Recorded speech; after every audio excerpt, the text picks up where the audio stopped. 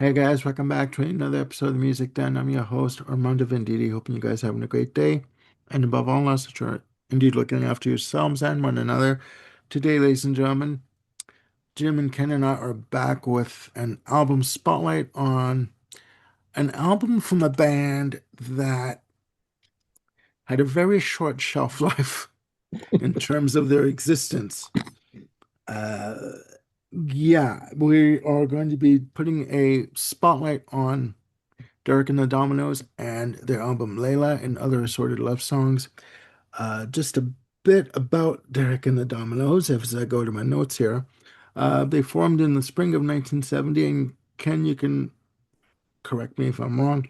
Um, they made their live debut at the Lyceum Theater on June 14th, 1970.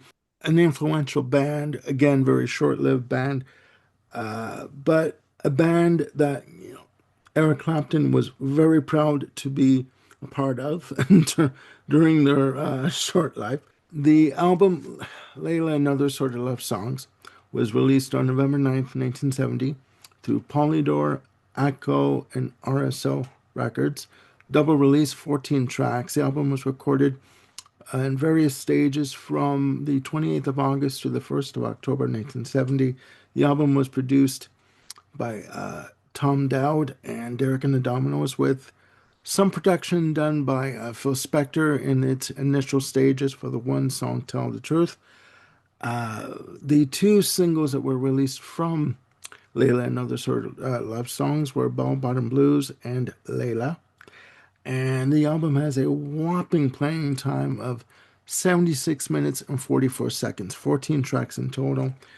But we'll just briefly tell you who's in the band. You have Eric Clapton on lead vocals and guitars, Bobby Whitlock on organ, piano, vocals, and acoustic guitar, Carl Rattle on bass and percussion, Jim Gordon on drums, percussion, piano, backward cymbals, and tape loops on Layla.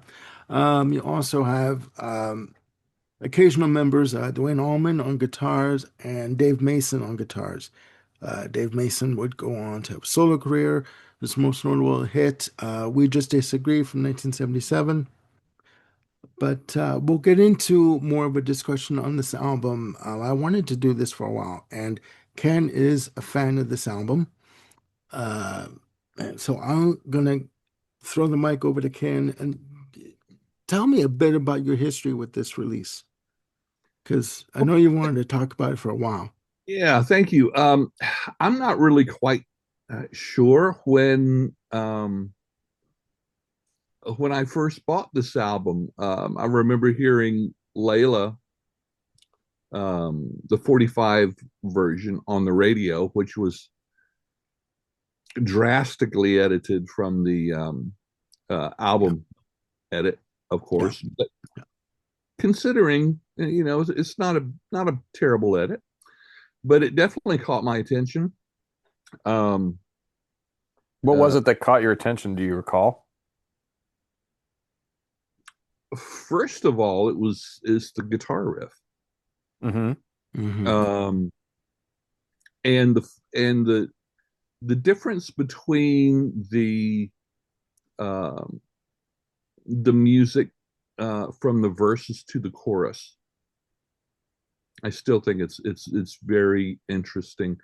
I didn't really get into the lyrics. I didn't it just sounded like you know another song about a woman, um, which the '70s were. That was Rife. primary kind of love song. Yeah. Yeah. Um, but anyway, yeah, just yeah, all of those things. I hadn't really been into Clapton specifically. My older brother at the time had bought his first solo album, and that was my first real, introduction as an album of Eric Clapton as an individual. Um, so anyway, and after that, I started digging into his back catalog with, of course, with Cream especially. I still love Cream, Yeah. but um, but anyway, this album came about after Cream and Blind Faith and the whole Clapton is God thing. He Yeah. wanted to just get down to simple, playing guitar, get away from all the hype and stuff like that. I haven't done a lot of research into Clapton.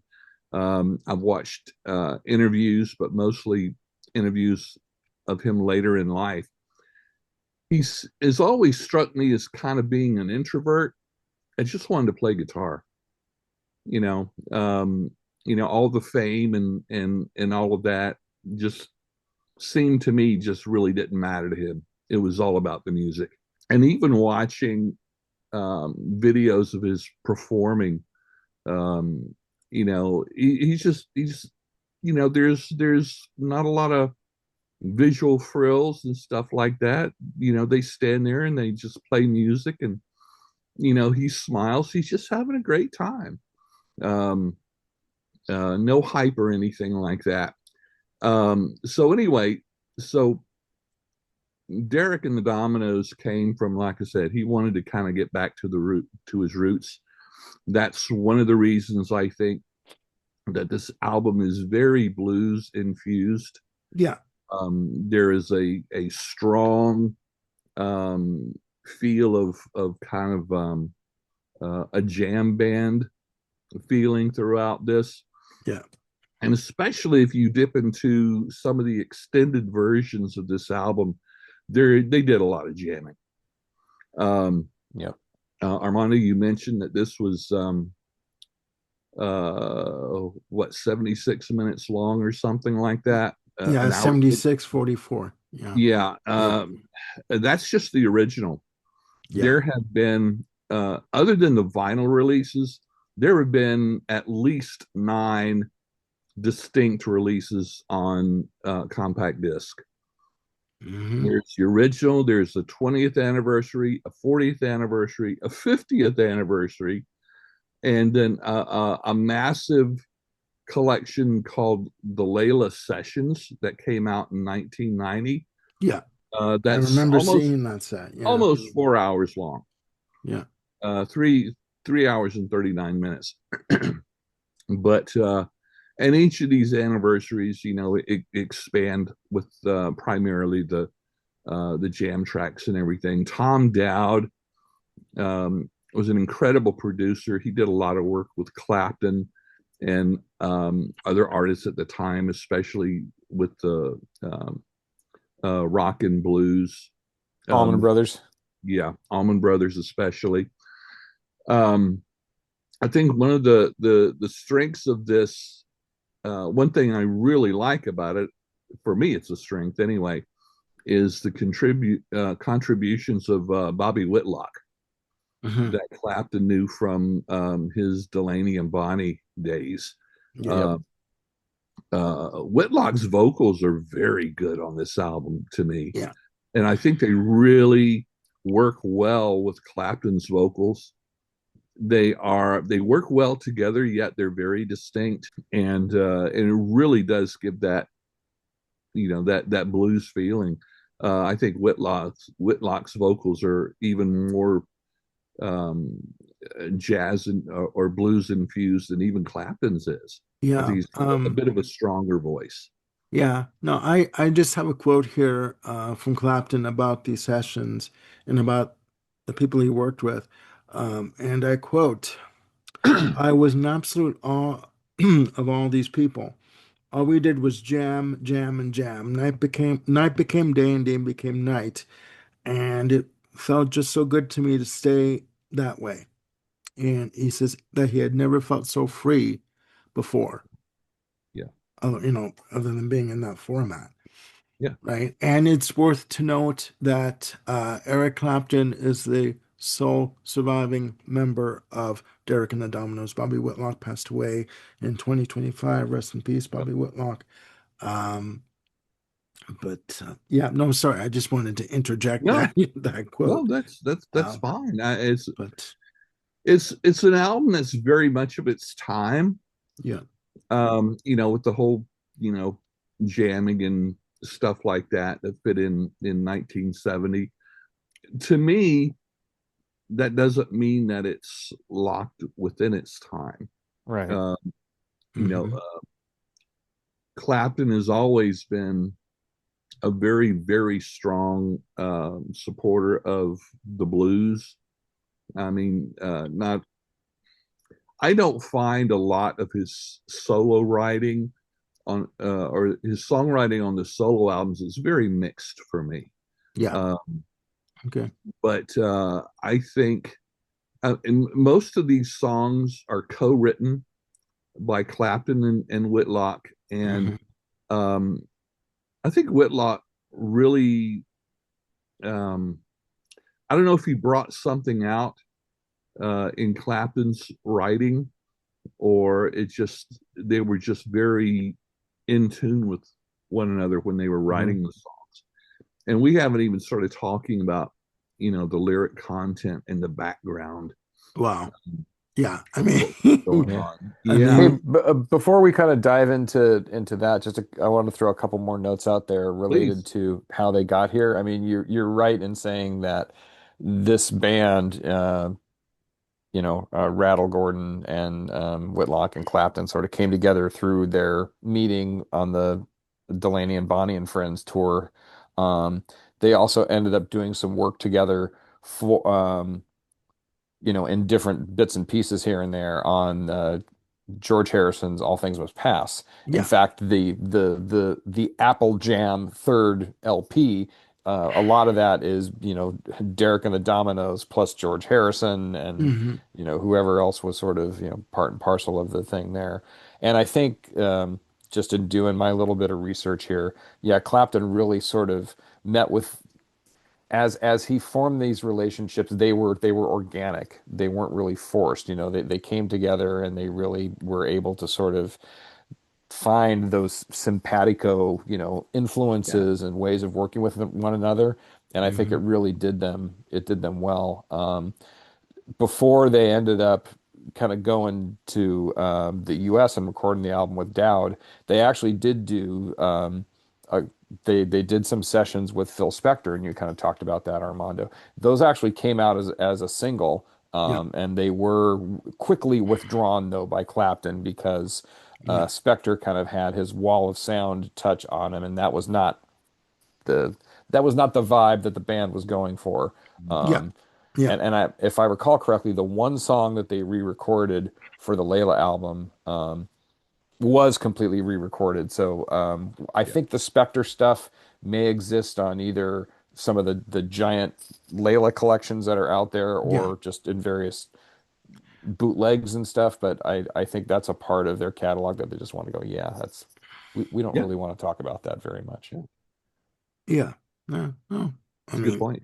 yeah. Very good point. Very good point. Okay. And I mean, for as quickly as this band came together, they quickly fell apart. I mean, Yeah. in terms of the the rise and fall, as it were, for the success of the band. There's been two concert live releases, sorry, in concert, which was released in January of '73, and live at the Fillmore on February 22nd, 1994, which is pretty much an expanded edition of the in concert you know release as a double disc, and they're still in print. You can still get them wherever you buy your albums, your local record store, etc. Um, for me, just my little history with this album, I came late to the table. I picked this album up on vinyl. My God, in like 2011. I started to listen to Fair it, enough. uh, you know, online, but I was like, I just want to get this on vinyl. And I bought a pressing of it. It was quite expensive, but I have a polydor pressing of it, so it's like, oh, it's a, you know, European pressing of it. But to me, it's there's a lot of jamming going on here, and in terms of the lyrical content, we all know who we all know who he's writing about. Uh, you know, Patty Boyd, who at the time was married to George Harrison. And yeah, I think it was Bobby Willock that said that his uh, infatuation with Patty Boyd, Eric Clapton's infatuation with Patty Boyd, fueled the sessions quite a bit. Uh, Along with healthy amounts of cocaine and heroin, but that's another yes, story. yes, yeah, we won't even go there. Um, but again, can't say that look on your face. So, so if we dive into this, into the tracks here, like again, Ken, what was it about this album for you that sort of again drew you to it? Just the overall feel of it, the looseness of it, like because there's a lot of just jamming appeal. There's a jam appeal that goes on with this release. So, Yeah, it's not so much the jamming, but it's the blues feel, that Clapton brings to these. It's also, I think there was an underlying emotional rawness to much of the lyrics on this album, mhm, and that tends to be something that will um, resonate with me on an unconscious level before I really can put my finger on it, because my ear always goes to the music first, and lyrics second, or even sometimes third and fourth. It's just the way my brain works. Um, there's a lot of pining going on here for yeah, Patty, and it's interesting the fact that uh, Clapton and Harrison were, you know, they were best buds. They're They're mates. buddies, and the whole story behind that is I think very well documented.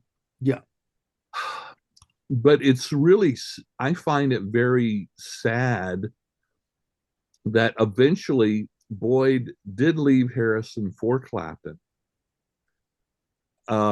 So his dream and his strong desire was met, but then he let the drugs get in the way, yeah, and yeah, and that caused him to lose her yeah, yeah. eventually. So it's Well, in terms of the fact that she, just a little side note, in terms of the fact that she left George Harrison for Eric Clapton, there's a story of well, they were all at a party, and George Harrison was about to leave, and he caught, I guess he caught Patty just making, looking at Clapton, and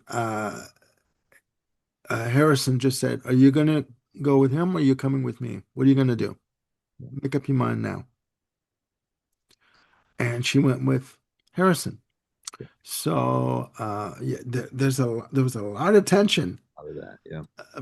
and that fueled the fire for these songs. Yeah. Yeah. A Gotta lot of say, timing going on here. And, um, going into the tracks, um, four sides of hmm vinyl here. hmm Um, most of the songs are basically mid tempo. Uh, hmm there's one that definitely breaks that mold, but and then there, the more blues infused tracks are that slower bluesy swing thing. So I Looked Away, that opens up, um, really does set the tone both musically and thematically for this. Um, hmm Bell Bottom Blues is one that it's pretty scathing and raw. This is a very revealing chorus. Do you want to see me crawl across the floor for you? Yeah, Do you want to hear me beg you to take me back? And I don't want to fade away. I mean, oh my gosh, yeah, there's no subtlety there. No, Uh, no, No, it's it's perfect lyrical fodder for the blues, that's for darn sure. oh, his heart. well, yeah, Yeah, his heart is on his sleeve right there. It's like, yeah, and come on. Like, yeah, and I respect that. mhm. He was really throwing. This is his version of social media. So just putting it right out there. Yeah, yeah, Keep on growing has just is the first one with really great slide guitar work.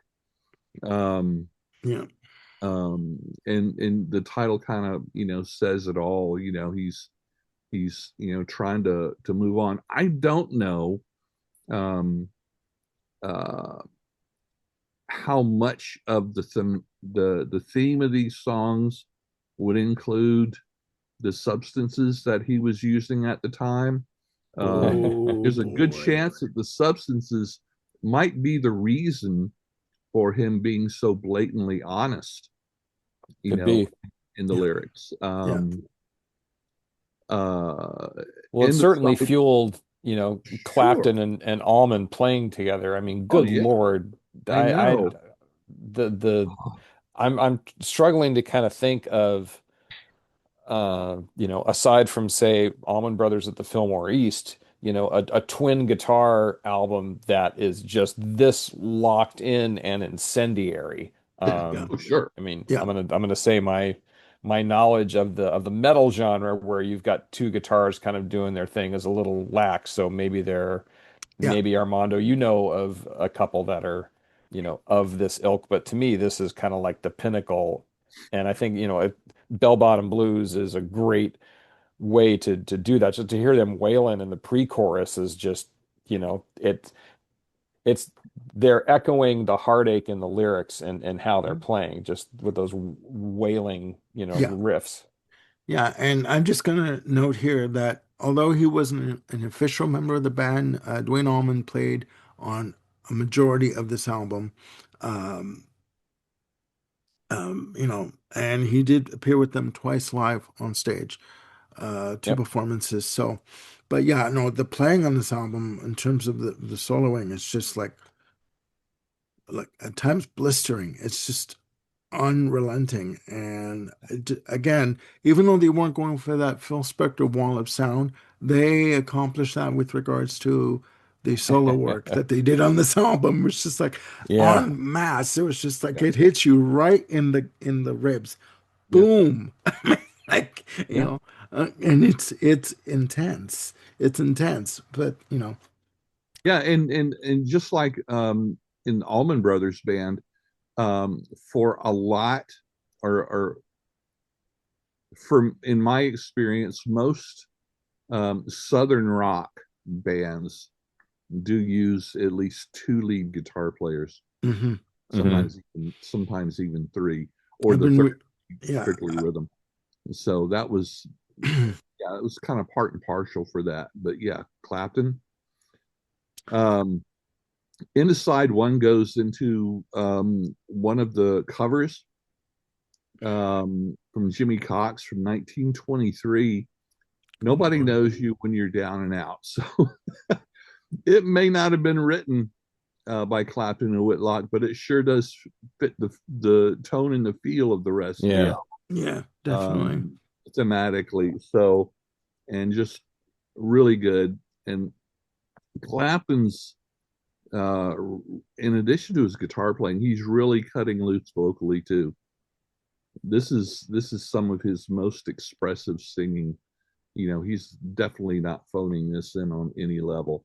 No. Uh, Can I just interject something? yeah, I kind of get and then we'll get back into it. I'm sorry, Ken. I kind of get the feeling that this is Clapton sort of losing himself under the guise of Derek and the Dominos. Do you know what I mean? Like, yes, everyone knew that it was Eric Clapton, fronting the band, etc. But I kind of get the feeling that after his experiences with Cream, uh, etc., that I thought maybe he was wanted to sort of lose himself behind the mask of another, a sure, fictitious player, Derek and the Dominoes sure, kind of thing, right? Just yeah, in the under the guise of another band, Mhm. right? Whereas, and that's where you get the, him losing himself vocally, just letting go and just letting it rip, because he wails Oh yeah, vocally on this yeah, album, right? So Yep. that's yeah. just It my really two shows what he cents. can do. Yeah. That's my two Um, cents. yeah. You go into side two with a short ballad called "I Am Yours." For me, this song is it's just meh. Hmm. It doesn't lyrically it fits in with the theme of the album, but it just falls a little bit short musically for me. But that's okay. I don't think it detracts, and probably if I really thought about it, it might be a nice little palate cleanser, Yeah. especially for what comes after it.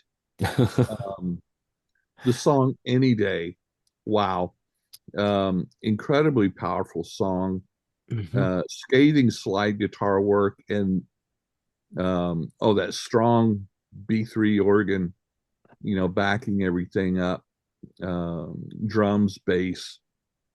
A lot of the drums and bass, I feel that get a little bit lost in the mix sometimes. But I think it was 1990 uh, that they went in and cleaned up the master tapes for this. Hmm. Yeah. Um, so it really helped clean up the sound a lot. If anyone is looking to buy this, um, of trying to decide, oh, which version do I buy? As long as you get something after 1990, especially approaching the 2000s, sound wise, you're in good shape. There is even uh, a Blu-ray Yep. that's out there. It's out of print, but it's on. I did find it on eBay. I'm still thinking about it. I actually have You're one of thinking the. about it as he takes I'm out his card and starts to just put the thinking order about it. in. Yeah, Okay. just thinking. Just But thinking.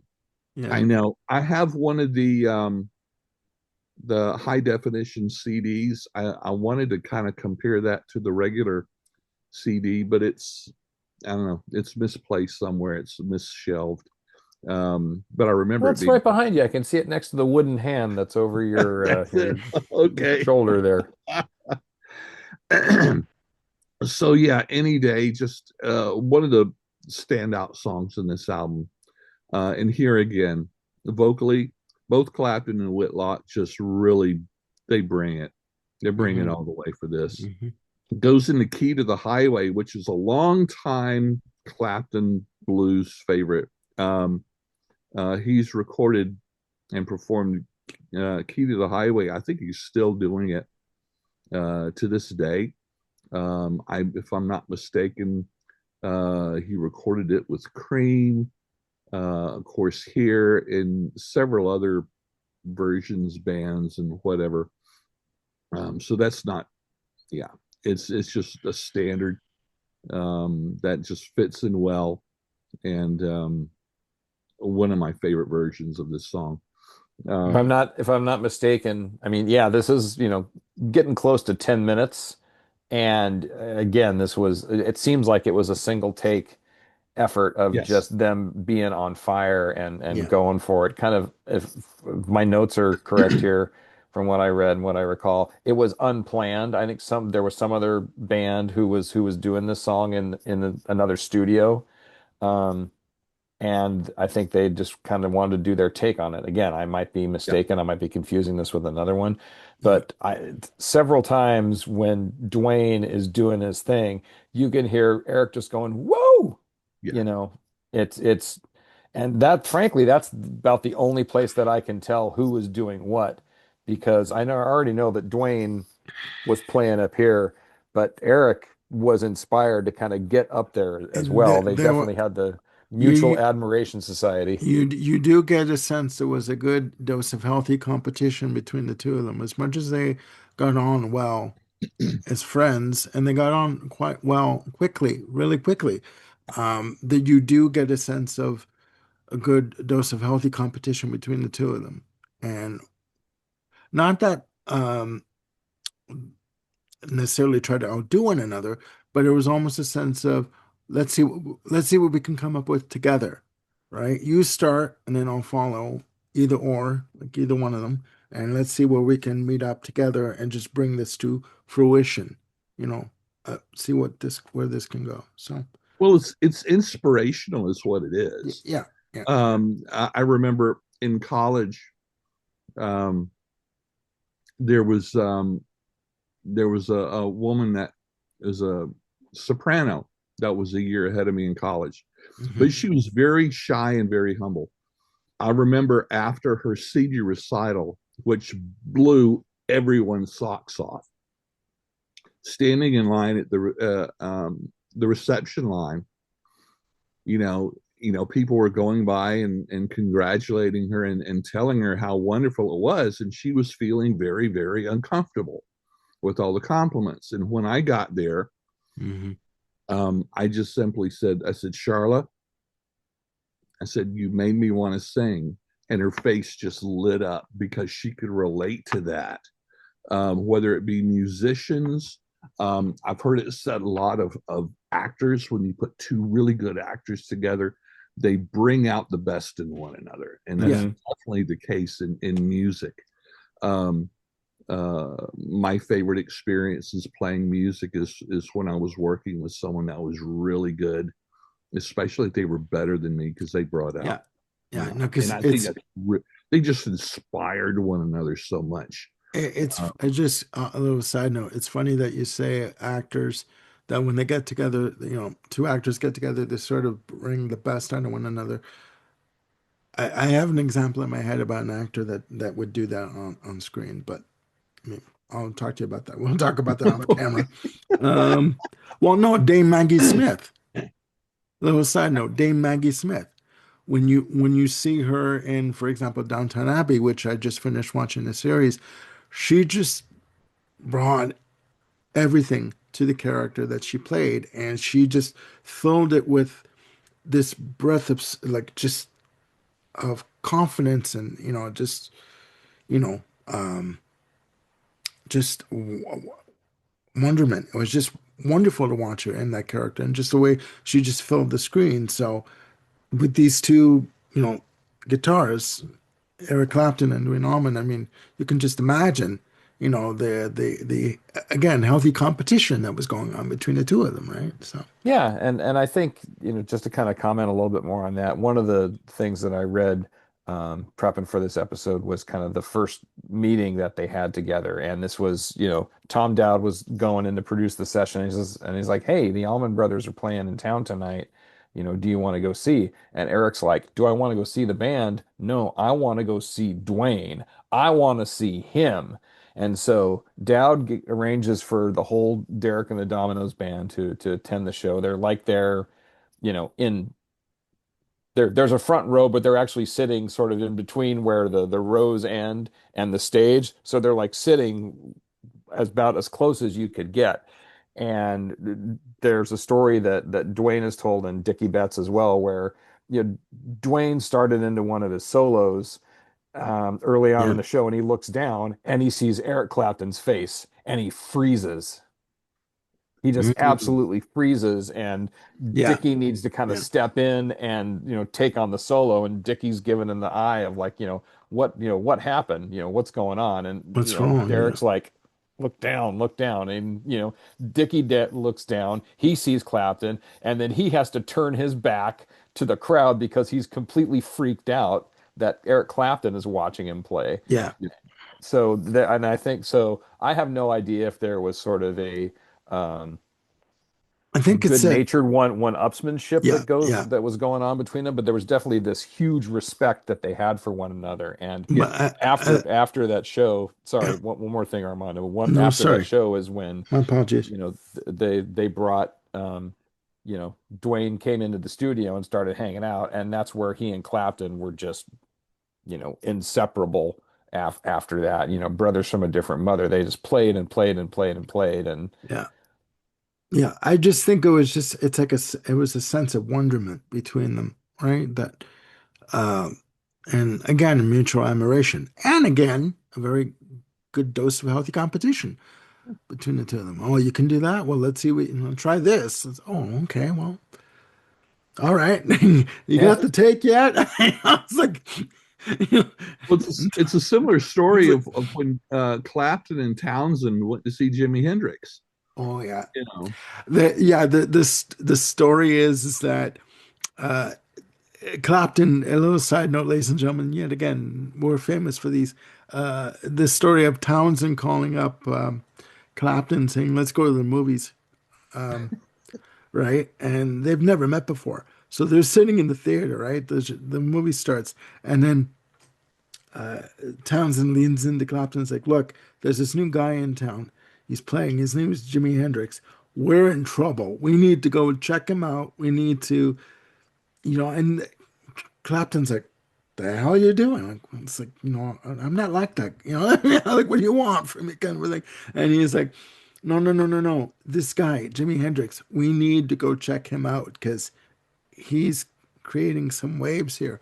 So yeah, it's that sort of like everything was new. Everything was new and nothing was off the table in terms of musically what you could do, right? So I felt bad. I would feel bad for Tom Dowd for just saying, okay, yeah, record, just hit record. Keep it rolling and we'll fix it later. yeah, So, was it's fantastic that um, uh, these Derek jam sessions yeah, were saved and are available. yeah, Uh, hmm yeah, so that's fantastic. We go to side three on this album, the outstanding song, the middle track, Why Does Love Got to Be So Sad? Well, the title again kind of yeah, says it all. But this is the one track that breaks that mid tempo um, pattern. This is fast. It's fierce and it's cathartic. yeah, It's both angry and desperate at the same time. That hmm every single instrument um, and vocal on this song dials it up to at least 11. Um, and I think the high energy just really does reflect um, the heartbreak and the strong emotional aspects. yeah, Why does love got to be so sad? The frustration, hmm of it. Living with that day after day, being so close, um, and yet so far, go on. and so far, and it's one of your best friend's wives. I mean, Shirley Clapton, uh, you know, obviously cared about Harrison, um, and would not want to do anything, but he couldn't help it. So incredible, incredible song. Yeah, yeah, sure Side enough. four is oh, side four is the monster. Oh, go on. Yeah, starts off with a cover of Hendrix's Little Wing. Oh man, this is a way to do it. This is a way to do a cover.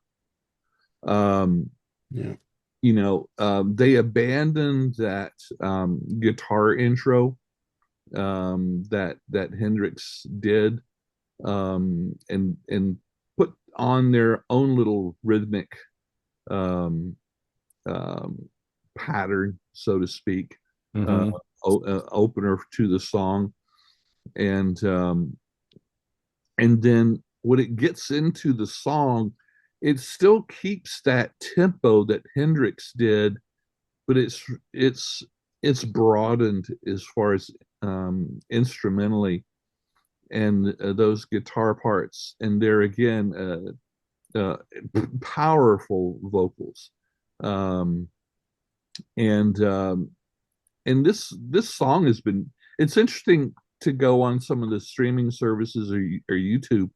and listen to different covers of this song. Um, Hmm. Jeff Beck and a lot of guitarists like that will cover this in a very good way, wonderful way. Stevie Ray. Stevie Ray especially, he Yes. can really play that Hendrix stuff. But it's really cool to hear.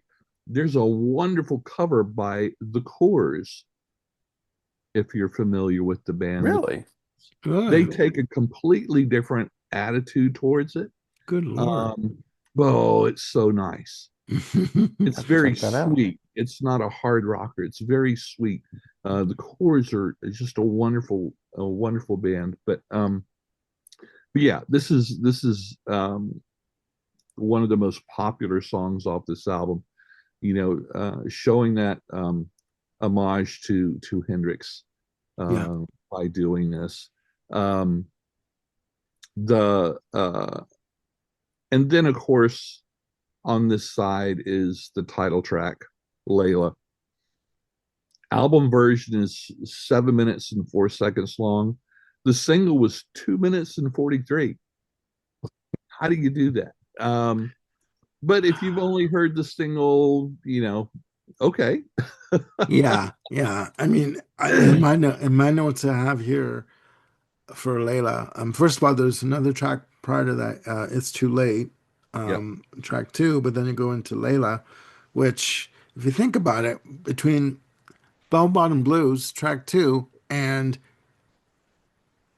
Layla, track three on side four, how many songs in between in terms of having to get to the next single kind of a thing? That's a lot of Sure. music to get through to get to Layla. Sure.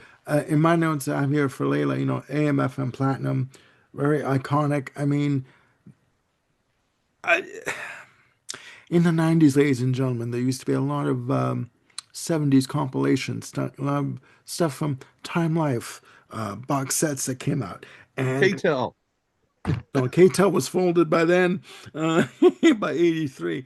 But you would hear that opening riff of Layla on these infomercials, and it was just like Time Life presents, like classic songs of the 70s. And you heard, even if you really didn't know who did the song, who sang the song, you knew that riff. For You sure. knew that Yep. riff. It was like etched into your brain. Okay. But yeah, no, fantastic song. The because this track was recorded in two sections, in two Yep. recording sessions, right? Because Clapton believed that the song wasn't finished yet. So then they came up with this piano piece. When I heard that the piano section, just the piano section, I always thought it was Bruce Springsteen and the E Street Band, like because the chords, right, the chord Yeah. Hmm. progressions on it. I thought it was Roy Bittan or Okay. Danny Makes Federici, sense. you know, Yeah. doing the ends, and I'm like, this was Eric Clapton? Hell no! I'm like, oh yeah, that's Layla. So I had no idea, and I always loved that section of the track. Yeah. It's just, Yes. yeah, it. I won't even go into that, but it's just wonderful. It's a wonderful track, It really is. you And know. and I loved the song so much. I took that opening riff and made a ringtone out of it. And I've been using I it, can that ringtone understand. for years. I mean, yeah, if my phone rings in public, I know whose it is. Yeah, so it's almost and it's I think it's very interesting that they saved this song to the end for the end of the album, considering it's the title track. Yeah, Um, it's it's um, it's more common in general um, for the strongest single to be towards the beginning, if not the very first track of the album.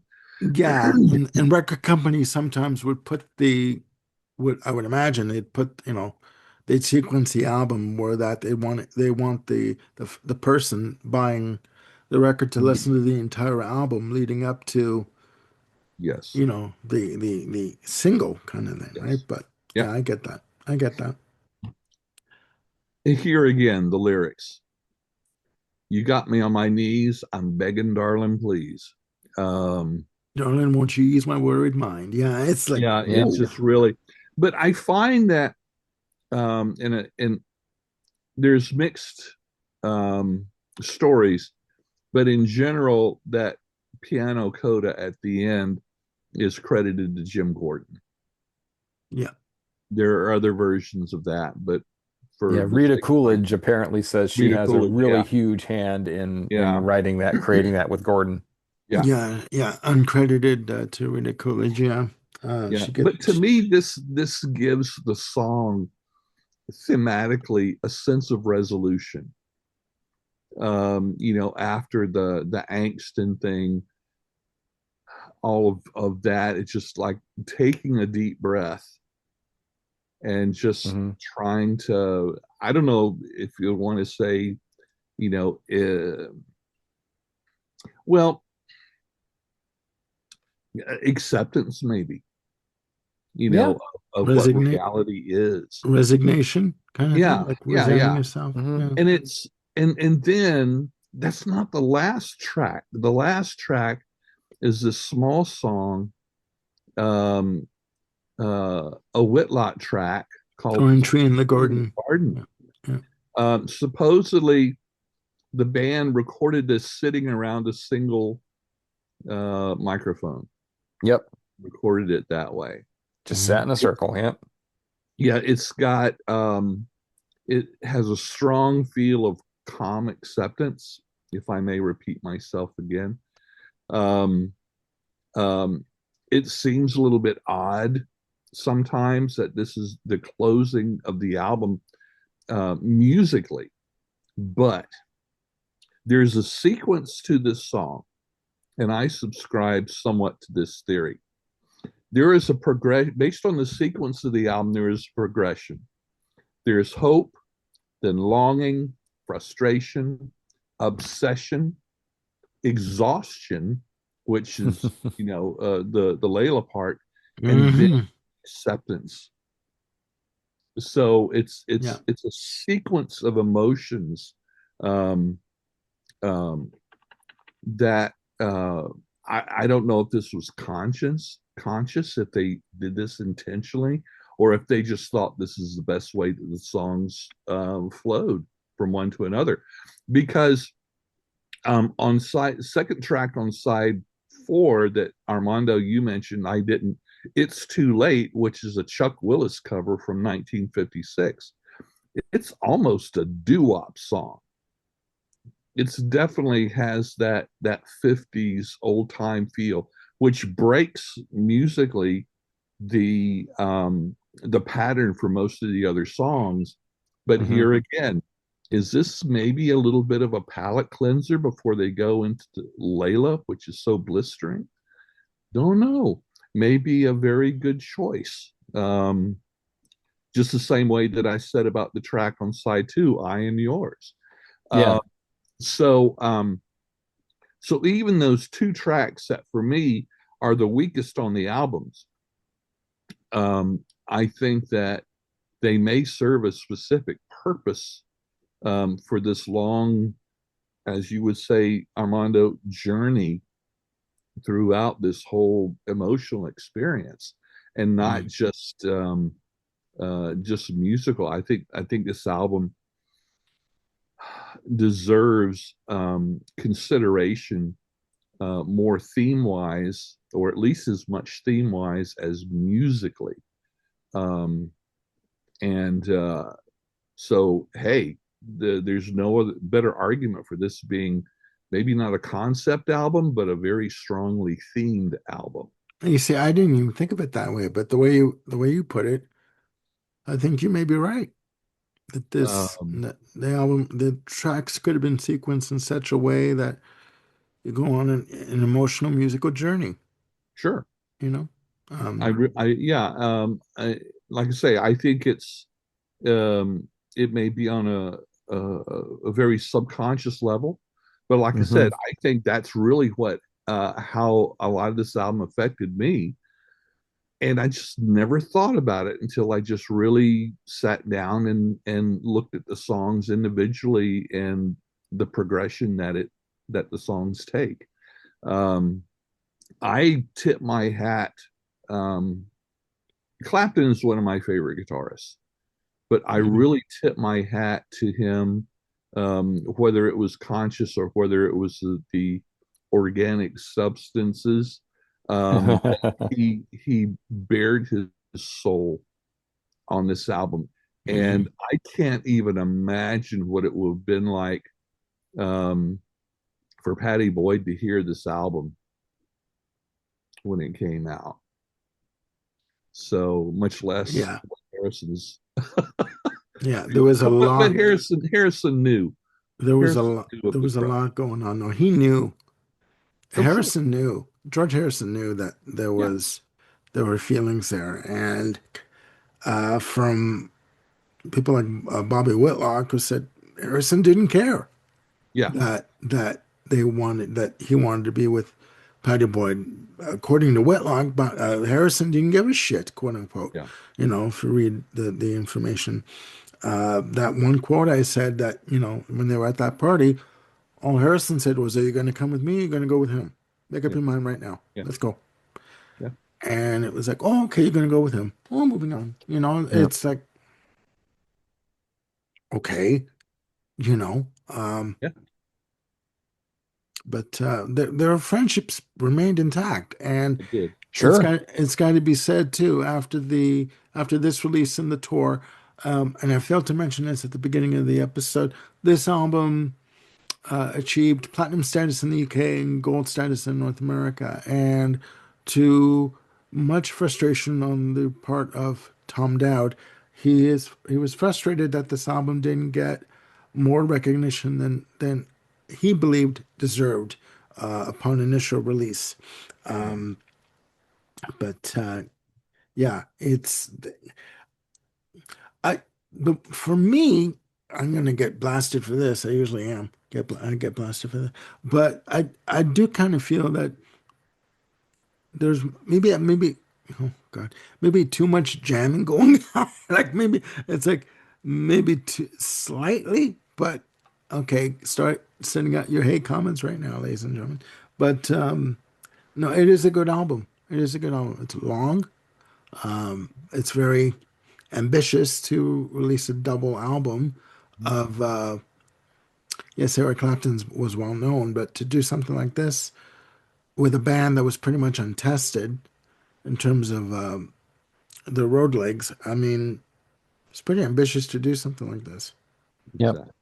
Hey, I got a question and a point to make. So my question is that Ken, are you aware, did they ever consider doing Layla as a single LP?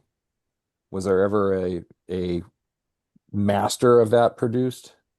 I don't know. I don't think there was no official release, shall we say, but Okay. I don't remember reading that that's the case, but that doesn't mean anything. Yeah, Um, I hadn't read anything about that either, but since I know you're a huge fan of this and have lived with this for a long time, maybe you knew something about that. yeah, I've lived with this for a long time fan, but like a lot of music, I just lived with the album. You Yep. know, I've never really, intentionally gotten online or there's a book about this album that I've always wanted to get, but I never did. Um, you know, I just know the basic information out of it, just out of just regular, coming across articles and old Rolling Stone issues and stuff like that. But yeah, there's a lot of albums that I absolutely love that I don't know a lot of background about them because Hmm. I just at this point in life I just want to listen to music I love. Sure. Yeah. Music is my therapy. Um, um, you know, I don't smoke, I don't drink, I don't hang What do around you wild do? women. I have, but yeah, There was I, coffee in the cup. actually it's It's Mountain Dew? Mountain Dew. Oh, Yeah. Oh Mountain Dew. God. Um, I know Oh, my boy. Oh, sweet Yeah. Jesus. Okay. Um, I've had my 2 cups of coffee, but I've had my one only, not even okay. one. But yeah, it's just for the songs that resonate. There's because there's a lot of music I loved as I was younger that it just hasn't stood the test of time. Like a recent video we did when we put together that essential 70s playlist. My list had a lot of like 1 or 2 hit wonders um, Yeah. that at the time were top 40. I didn't pay much attention to them at the time. They were just there. I didn't have Hmm. an opinion about them one way or the other. But as I've gotten older, um, I can appreciate them for for what they are. And I don't have to be head over heels in love with something just to really enjoy a good piece of music. Um, but um, but yeah, if you're a Clapton fan, I think this is at least worth a listen. Yeah. Oh, good Um, Lord, it's essential. Yeah. it's like I say, 1970 may not be your era of Clapton. It may be more of his solo albums and more recent work. But it's definitely worth a listen. It's out there on the streaming. It's on YouTube. It's wherever. Um, and even though there's all these other expanded versions, unless you're a jam band fan, just the original album is good enough. It's more than good enough. Yeah. Uh, and It's it's easily available, to purchase. oh yeah, it's I never been out strong, of print. yeah, I I don't strongly believe it's ever been. recommend that if you do decide to purchase it, if you've got a local record store, support them, Support the local buy them record through store. They the Yeah. record. probably have it. Yeah. Yeah, Yeah. they would. The, And if like I they said, don't, they can order it for you. yeah, But we've got to keep that part of our society of the record stores and stuff. yeah, yeah, We don't want to lose them completely. yeah. Jim, Um, was there a point you wanted to make? You said there was a question and then a point you wanted to I make. did. I did. I Oh, okay. wanted Sorry. to, no, no, sorry no about problem. We're in 29 sorry, I'm trying to figure out how to tell the story properly. Yeah, If okay. folks do not know of the Tedeschi Trucks band and you're a fan of, the Layla album, I highly, highly recommend the album that Tedeschi Trucks Band did, which is basically covering in its entirety Layla, the whole Layla album. I got it. It was recorded live, except for Thorn Tree in the Garden, which I guess they did, similar to, the studio version. Um, Not only do you have, Susan Tedeschi, who is no slouch of a guitarist at all, not only do you have, her husband, Derek Trucks, who is Dwayne Clapton levels of playing. Yeah. Um, Doyle Bramall was also, he's in the band as a guitarist.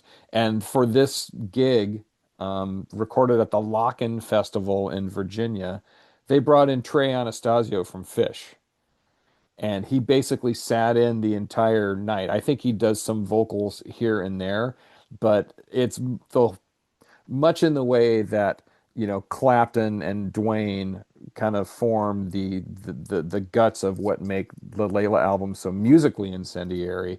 Uh, Having Derek and Trey as the dual guitar counterparts Yeah. on this live album are just it's just really, really fantastic. right. Yeah. If you likes your Layla and you likes your jam bands, Tedeschi Trucks Band, Yeah. Layla live at Locken is highly recommended. Hmm. I Yeah, just and if you're not familiar with Derek Trucks, he's one of the greatest slide players alive. I Yep. just wanted to point something out. You mentioned about Ken about Eric Clapton, not so much diving into the blues, into his solo career. He had said, I think it was like 1994, that in an interview with the new music of it, oddly enough, that he had said that in his playing with his albums, he's always tried to put in a bit of blues influence in his songs, whether it was overtly or in subtext. He always wanted to try and put a bit of blues in whatever he wrote and recorded. So even though the casual listener out there, even if his fans couldn't pick it up, that as long as he knew that he had still one foot in the blues, that he was happy with what he was doing musically, you know. Right. And even beyond that, there he's released several albums as a solo artist that are hard blues, strictly Yeah, blues. yeah, It is not pop, it is not rock. It is just pure blues. yeah, Um, and he's just not as well known. Yeah. yeah, the name escapes me, but he about a year and a half ago, came out with a triple live release. I believe it's called One Night. I have it. It's behind me. It's that he did back 1999, and this has been released in a triple disc set. I'll put the uh, graphic up to show everybody. But he does some amazing work on this on these live performances. Just guttural, and I'm sitting there going, like I'm gobsmacked. Are you Just talking a about the 24 night set that 24 had, night set. Sorry, yes, I yeah, sit where correct. the I three sit disc and corrected. each disc has like A a separate concert. theme. Well, they were recorded over 24 nights, and I think he Yeah, divided it into themes of like basically orchestral, blues, and yeah, pop, if memory serves right. yeah, and the yeah, I, I sit corrected. Yeah, yeah, 24 nights. I have it, and it's over there in the rack. But I sat there and watched every performance, and I'm like watching this thing, going like, oh my God. Yeah. I needed a pack of cigarettes watching this bloody thing. It was that good. I couldn't believe what I was watching. So yeah, but if you can't, check out 24 Nights, and yeah, this has been an interesting conversation, very informative. Um, Ladies and gentlemen, if you haven't listened to Layla and other Assorted Love songs, what are you waiting for? Please check it out and let us know in the comments below what you think of this album. I want to thank Jim and Ken for joining me on this um, interesting episode on Album Spotlight featuring Derek and the Dominos, Layla and other Assorted Love songs. Um, we are working on more shows, more show ideas. We're going to get them to you as quickly as possible. I'm going to plug this one. We are working on dare I call it, a live album discussion on the Allman Brothers live at the Ah, Fillmore East, the extended edition. And I do mean extended the six edition. disc monster. Yes, I've been reading up on it. I have it, and it's just whoa. And that's just the text that I've read.